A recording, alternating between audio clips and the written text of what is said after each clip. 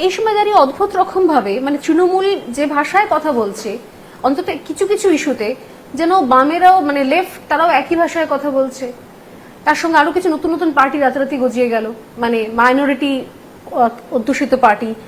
তো তারা কি সবাই তাহলে কি এই মানে এই ন্যারেটিভটা কি নিয়ে চলতে চাইছে, নাকি তারা চাইছে যে যদি এই জিনিসটা লড়াইটা চলতে থাকে, তৃণমূল ক্ষমতায় থাকে, তাহলে বিজেপিকে আটকানো যেতে পারলে তাহলে আমাদেরও সবাইকার উদ্দেশ্য। কি করা যায়, খুব দুঃখের বিষয়, সবাই বিজেপিকেই সরাতে চায়।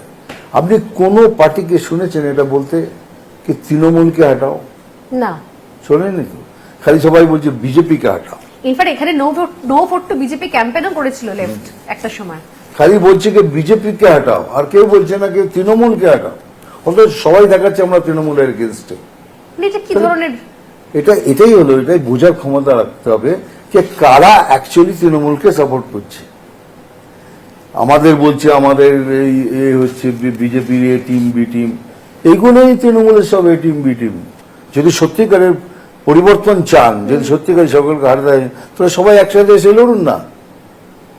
যেমন আগে সিপিএমকে হারানোর জন্য সবাই একসাথে হয়েছিলেন, ঠিক কেন বলেন, কেন হচ্ছে না? চলুন বাইরে থেকে সাপোর্ট করব, আমাদের সাথে হাত মেলাতে হবে না বলে বাইরে থেকে সাপোর্ট করব, চলুন।